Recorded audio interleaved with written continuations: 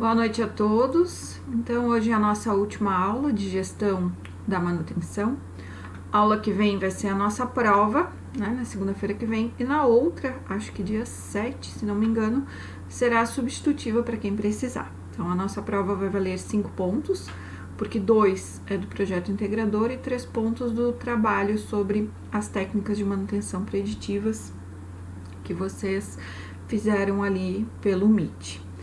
Então, hoje a gente vai ver alguns cálculos, então eu vou passar o vídeo aqui para vocês, vou ficar a noite toda disponível para tirar dúvidas. Quem tem aula hoje, né, também pode me procurar durante a semana, inclusive pelo WhatsApp, mandar foto de exercício para ver o que tá errando, enfim, estou à disposição sempre. No final aqui dos slides tem 2 exercícios para vocês fazerem sozinhos, depois eu coloco no arquivo ali no Word ou em PDF ali a resolução deles para vocês no AVA, tá? Mas quem quiser ir vendo se acertou, vai me perguntando que eu vou dizendo a resposta. Então, como a gente viu a aula passada, né, a confiabilidade, ela é um conceito que é empregado em vários campos de conhecimento, então a gestão da manutenção não poderia ficar fora. Então, a confiabilidade, ela é muito utilizada na gestão da manutenção. Então, nessa área, nossa área de estudo, né, conforme essa NBR que a gente já viu, a 5462, ela é compreendida como a porcentagem ou a probabilidade de funcionamento adequado de um equipamento num período de tempo conhecido. Então, essa medida de confiabilidade, ela é feita levando-se em conta dados que eu já tenho do equipamento, né, para fazer uma estimativa de funcionamento no futuro. Essa estimativa não é exata, mas ela é muito próxima, né? E eu possa ter uma confiança de funcionamento deste equipamento. Então, como já viu a aula passada, dizer que alguma máquina é mais confiável que a outra quer dizer que ela apresenta uma probabilidade menor, né, de falhar dentro de um período de espaço conhecido. Então, é possível verificar, por exemplo, né, qual a chance de uma turbina hidráulica, por exemplo, operar de acordo com as especificações desejadas desse equipamento nas próximas 8.000 horas, 10.000 horas, 5.000 horas, 1.000 horas, né, no período que eu desejar fazer a verificação. Então, aqui eu coloquei para vocês, a título de curiosidade mesmo, né, alguns exemplos de confiabilidade, alguns exemplos práticos. Então, em 1963, alguns exemplos reais, né, o submarino Thresher, ele implodiu, causando a morte de 129 tripulantes, porque foi feito teste de confiabilidade e deu que ele operaria com 100% de confiabilidade até 500 metros de profundidade. Os tripulantes, eles ultrapassaram 30%, né, dessa profundidade, ou seja, 150 metros, causando então a implosão do submarino e a morte de uma grande parte dos tripulantes. Então, na década de 70, a gente tem outro exemplo, a TIT, ela instalou o primeiro cabo transatlântico de comunicações. Então, a gente sabe que a nossa internet, né, ela é comunicada entre todos os países com cabos que atravessam todos os oceanos e todas as costas, né? Quem tiver curiosidade, bota aí no Google que aparece a imagem dos cabos. Então, na década de 60, a confiabilidade era de uma falha em 20 anos. E esses cabos estão em operação, aqui é onde, estão em operação até hoje. Sendo que os novos cabos que estão sendo instalados pela empresa hoje, que são cabos de fibra ótica, né, mais modernos, eles apresentam aí uma confiabilidade de uma falha em 80 anos. Então, vejam que a confiabilidade, ela tem que me dar um prazo, né, aceitável, um prazo com que eu consiga trabalhar com segurança. Outro exemplo, a Ford produziu 23 milhões de transmissões automáticas com defeitos entre 1968 e 1980. Então, se não foi calculado corretamente a confiabilidade dessas transmissões, e isso causou um prejuízo de mais de 500 milhões de dólares para a empresa, com mais de 1.000 processos e indenizações, né? Então vejam que mesmo hoje, isso aqui é uma notícia deste ano, a Ford propõe um acordo de 150 milhões por defeitos no power shift, né? Por defeitos no câmbio. Então vejam que mesmo atualmente alguns equipamentos não têm uma confiabilidade total e isso causa perdas irreparáveis para a empresa, né? E uma empresa com essa perda de 500 milhões, 125 milhões atualmente, ela não pode ser passada para os consumidores finais. Eu não tenho como cobrar a partir de hoje, né, mais caro os carros tabelados, porque eu tenho que reverter esse prejuízo. Não, eu tenho que assumir esse prejuízo e tentar reverter na produção de outras maneiras. Então, as falhas, elas têm um comportamento durante o ciclo de vida dos equipamentos, né? Então, aqui eu tenho o tempo e aqui eu tenho a taxa de falhas. Então, a falha de partida é quando o equipamento é instalado. Então, num curto espaço de tempo, né? Eu tô startando o equipamento, né? Então, eu vou ter várias falhas de partida que eu vou ajustar todo o sistema operacional e colocar esse equipamento em funcionamento. Então, tem uma alta taxa de falhas, visto que eu tô ligando o meu equipamento que é novo, né? Então, conforme esse equipamento ele está em funcionamento, eu tenho algumas falhas aleatórias durante um longo período de tempo, né? Que elas indicam que o equipamento ele tá apresentando um desempenho normal, que é normal de ter falhas aleatórias no equipamento, né? E depois de muito tempo, né, essas falhas elas vão aumentando por causa do desgaste dos equipamentos, ou seja, a vida útil desse equipamento está chegando ao fim. Então aqui é um gráfico sintetizado, né? Porque na verdade esse período de tempo aqui de falhas aleatórias ele seria bem mais longo, né? O tempo de vida de um equipamento ele é bem mais extenso, então tá desproporcional aqui as falhas de partida. Então, como que eu faço o cálculo da confiabilidade de um equipamento? Primeiro, eu calculo o tempo médio entre as falhas, né? Então, do inglês, Mean Time Between Failures, eu tenho MTBF, que o MTBF vai ser a razão entre o tempo de bom funcionamento do equipamento sobre o número de falhas. Depois eu calculo a taxa de falha, que é o nível de confiabilidade, né? A taxa de falha, ou seja, a razão de falha, que é a probabilidade de um sistema não responder de forma adequada em razão à quantidade de falhas. Então, a taxa de falha vai ser 1 divididos por MTBF. Algumas literaturas, né, fazem calcular o MTBF para depois calcular aqui o lambda, né?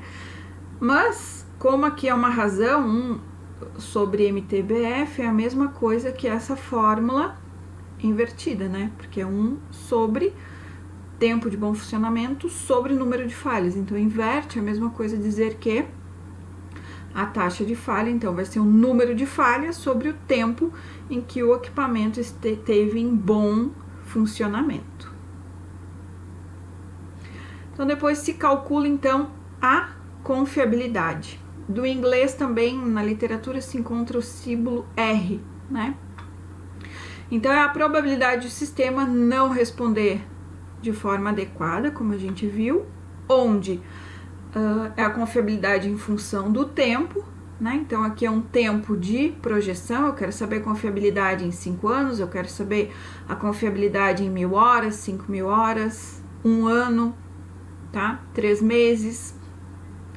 E o lambda aqui é a taxa de falha. Então, Se eu utilizar o tempo de funcionamento aqui, no caso, né, para calcular o lambda, em horas, aqui o tempo tem que estar em horas. Se eu usar aqui em anos, aqui tem que estar em anos. Se lá estiver em dias, tem que estar em dias. Então, a mesma unidade que eu uso lá, eu tenho que usar aqui. Se eu utilizar unidades diferentes, o cálculo não vai estar correto. Então, eu vou apresentar um exemplo para vocês que fica mais fácil de entender as fórmulas.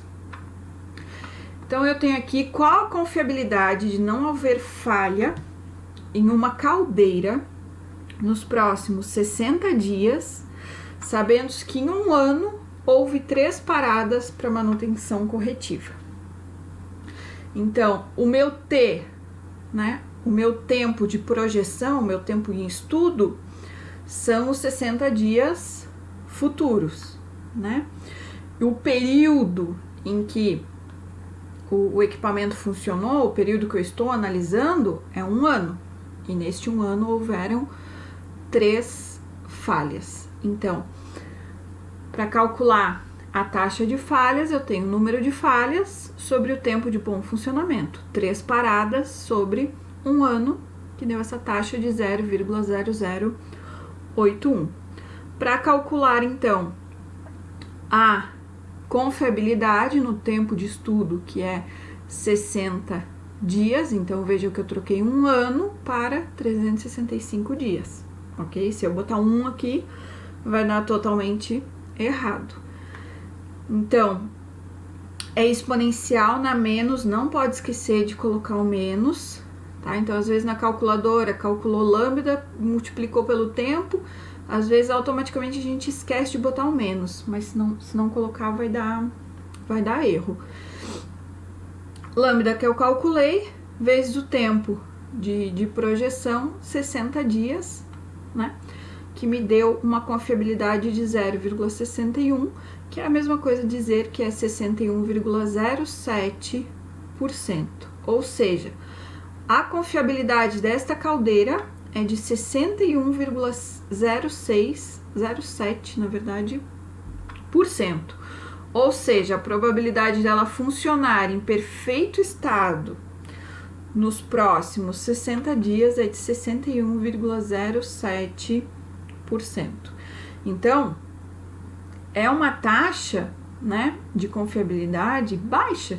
Se a gente imaginar que uma caldeira é o que manda vapor aí para minha fábrica toda e vários equipamentos necessitam dela, eu tenho que dar uma manutenção, eu tenho que garantir com que essa taxa de funcionamento aumente, que essa minha confiabilidade aumente, que a probabilidade dela parar de funcionar seja muito menor, né, do que os 39% aí, praticamente. Então, se alguém não entendeu o cálculo, se ficou alguma dúvida, por favor, me chame. Então, isso aqui é para um equipamento, né? Se eu calcular a confiabilidade de um sistema em série, ou seja, eu tenho o equipamento 1, o equipamento 2 e o equipamento 3, eu tenho que pegar o cálculo da confiabilidade, né, e multiplicar de cada um. Então, eu multiplico a confiabilidade do equipamento 1 pela confiabilidade do equipamento 2 pela confiabilidade do equipamento 3. Nesse caso de sistemas em série, o que vai acontecer? Se um equipamento parar de funcionar, o da sequência para de funcionar também, né? Em paralelo, não. A gente vai ver depois, né? Eu tenho várias lâmpadas em paralelo. Se uma queimar, não necessariamente todas as outras queimarão. Pode ser que todas queimem, né? Por causa do mesmo problema originário, mas não necessariamente que uma vai causar a queima da outra. Então, aqui eu tenho um exemplo de um telefone sem fio. Então, um telefone sem fio, ele é um sistema composto pela fonte, que vai lá ligado na tomada, a base e o telefone. E cada um desses três apresenta a seguinte taxa de falha. Então, a taxa de falha da fonte é de 5 falhas a cada 10/6 horas, né? A taxa de falha da base é de 3 falhas no mesmo período de tempo, e do telefone é 15 falhas no mesmo período de tempo, né? 10/6 horas. Então vejam que o que mais falha aqui, o que está mais suscetível à falha é o telefone, né? Porque ele é o que está mais sendo manuseado, é mais derrubado, o teclado é mais utilizado. Então eu quero determinar a confiabilidade do meu telefone, ou seja, do meu sistema, para 1000 horas de uso. Então o que eu vou fazer? Eu vou calcular a confiabilidade de cada um para ter depois a confiabilidade do meu sistema. Então, 5, né? Então, a gente tem aqui, ó, que o lambda, né? Que a taxa de falhas é o número de falhas sobre o tempo de bom funcionamento. Então, eu já dei para vocês direto, né? Número de falhas sobre tempo de bom funcionamento. Então, esta razão, né? Dividindo 5 por 10/6, eu vou ter 5 vezes 10⁻⁶, 3 vezes 10⁻⁶, 15 vezes 10⁻⁶. Então, determinando a confiabilidade para fonte, para base e para o telefone, né? Aplicando os valores aqui, nunca esquecendo do menos, eu vou ter que a confiabilidade da fonte é de 99,5%, 0,995. A confiabilidade da base é de 99,7%. E a confiabilidade do telefone é de 98,5%. Então, multiplicando essas 3 confiabilidades, eu tenho que a confiabilidade do meu sistema, né? Do meu sistema telefônico aí como um todo, é de 97,7%. Então, por que a confiabilidade ela diminui quando eu estou trabalhando em série? Porque se eu tiver um problema na fonte, o meu telefone não vai funcionar como um todo, né? Se eu tiver um problema na base, o telefone também não vai funcionar. Então, a chance, né, de eu ter um erro, porque eu tenho 3 fatores sendo levados em consideração, a confiabilidade ela diminui, né? Porque a chance de eu ter um erro, né, envolvendo esses 3 mecanismos diferentes, ela se torna maior. Eu tenho também o cálculo da confiabilidade de um sistema em paralelo, né? Tipo, na eletricidade era assim também, lembra? A gente calculava lá em série, em paralelo. Então, paralelo, eu tenho aqui, o exemplo que eu utilizei foram de lâmpadas. Então, eu tenho 3 lâmpadas em paralelo, né? Então, eu vou calcular a confiabilidade de cada uma delas. E a confiabilidade do meu sistema, confiabilidade total, vai ser 1 menos, aí abre parênteses, 1 menos a confiabilidade do equipamento ou da lâmpada 1, vezes 1 menos a confiabilidade 2, vezes 1 menos a confiabilidade 3, e assim sucessivamente. Se eu tivesse 10 lâmpadas, né, aqui dentro dos parênteses, e até vezes 1 menos C10. Se tivessem só 2 lâmpadas, não teria essa parte aqui da fórmula, ok?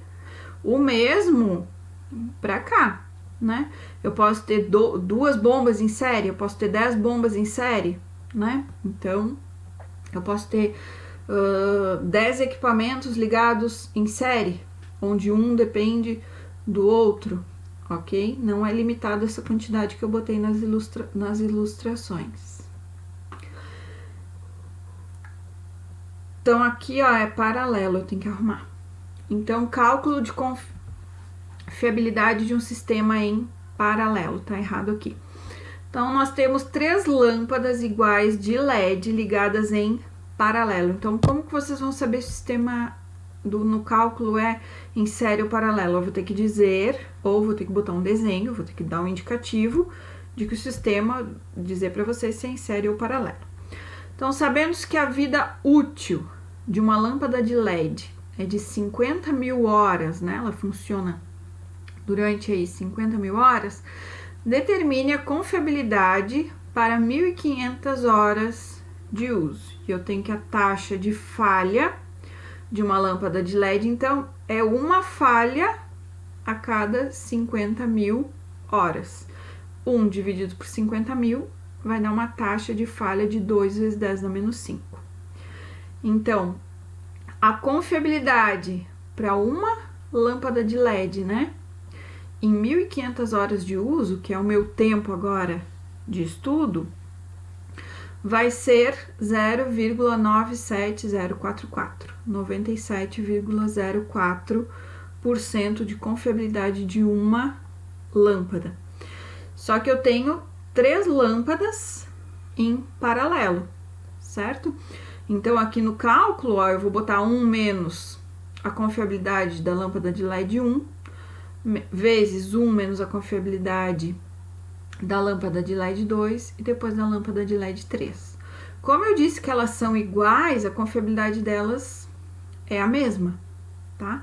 Mas se fossem lâmpadas diferentes, eu ia ter que dar dados para vocês calcularem a confiabilidade de cada tipo de lâmpada aí diferente. Então, fazer 1 menos 0,97044, né? Isso aqui dá para fazer esse valor vezes 3, não precisa fazer o cálculo 3 vezes. 1 menos esse valor, então, dá 91,13% de confiabilidade. Então, como eu estou falando, né, de lâmpadas em paralelo, a confiabilidade ela diminui de que uma lâmpada sozinha, porque eu estou tratando de um sistema com mais de um equipamento, mais de um mecanismo. Então, a gente tem também o termo disponibilidade. Então, a mesma NBR, ela diz que a capacidade de um item estar em condições de executar a sua função em um determinado instante ou durante um intervalo de tempo, levando todos esses itens em consideração. Então, é o tempo que o meu equipamento ficou disponível, né? É o tempo que ele funcionou sobre o tempo que ele funcionou mais o tempo ocioso, ou seja, como que eu faço o cálculo da disponibilidade? É o tempo que o meu equipamento esteve disponível para utilização, que ele não esteve quebrado, né? Que ele não esteve parado para reparo. Se eu tiver aqui um tempo de produção que o meu equipamento ficou parado por falta de matéria-prima, né, por um gargalo de produção, ele não é um tempo ocioso de reparo, tá? Ele entra aqui no cálculo também, porque é o tempo que o meu equipamento esteve disponível, ou seja, que ele não esteve parado para reparo. Então, é o tempo disponível dividido pelo tempo disponível de novo, mais o tempo ocioso. Então, a gente já viu lá a sigla, né? O MTBF dividido por MTBF mais MTTR, que é do inglês, que é de tempo médio para reparos, Mean Time to Repair. Então, esse aqui a gente já viu a fórmula anteriormente, né? Que é o tempo de funcionamento. Então, o tempo disponível para a utilização do equipamento é o tempo que ele estava em bom funcionamento sobre o número de falhas. E o tempo médio para reparo, na literatura se encontra então calcular o MI, que é o número de reparos efetuados sobre o número total de horas de reparo, sendo que o tempo médio para reparos é 1 sobre MI. Mesma coisa lá quando a gente calculou o lambda, né? Que eu não acho que tenha necessidade, não, na literatura se encontra assim, de fazer as duas fórmulas, é só fazer, inverter o MI, né? Número total de horas de reparo sobre o número de reparos efetuados. Então, vou dar um exemplo aqui de cálculo de disponibilidade. Então, a gente tem aqui embaixo os seguintes tempos de funcionamento e paradas para reparo de um equipamento. Então, o meu equipamento, ele funcionou 230 horas, teve uma falha, onde levou 5 horas de manutenção para botar em funcionamento de novo. depois ele funcionou mais 280 horas, teve outra falha, mais 9 horas de tempo de manutenção para colocar de novo esse equipamento em funcionamento. Depois ele trabalhou mais 252 horas, parou e demorei mais 5 horas para reparo, né? Então, estou usando esses dados aqui, meu equipamento está funcionando aqui por mais tempo, mas eu quero fazer um estudo neste intervalo aqui, que são os últimos dados que eu tenho, por exemplo. Então, para calcular a disponibilidade, eu tenho que calcular o MTBF, né, que é em relação ao tempo de funcionamento, e o MTTR, que é em relação ao número de horas de reparo. Então, o MTBF vai ser o tempo de bom funcionamento, então eu vou somar o tempo de funcionamento do meu equipamento, né, 762 horas, pelo número de falhas, houveram 3 falhas, tá? Em alguns exercícios eu posso dar esse tempo corrido, né, descrito no enunciado da questão, ou posso botar uma tabela com tempo de funcionamento, tempo de manutenção, então tudo vai depender da interpretação dos dados que estão no texto, né, ou seja, a interpretação vai depender do jeito que os dados estão colocados. E o MTTR vai ser o número total de horas de reparo, que foram aqui, ó, 19 horas de reparo sobre o número de reparos, que foi 3. Então, o cálculo da disponibilidade me deu que a disponibilidade, que o equipamento ele ficou disponível, né, numa porcentagem de 97,56%, ou seja, 97,56% do tempo o meu equipamento estava em funcionamento, né? Os outros 2,5% praticamente por cento do tempo foi que o meu equipamento ficou parado, ok? Então eu coloquei aqui para vocês 2 exercícios, né? Um de bombas em série e outro para calcular a disponibilidade, que eu quero que vocês tentem fazer sozinhos. E mais para o final da noite eu coloco a resolução lá em PDF no AVA.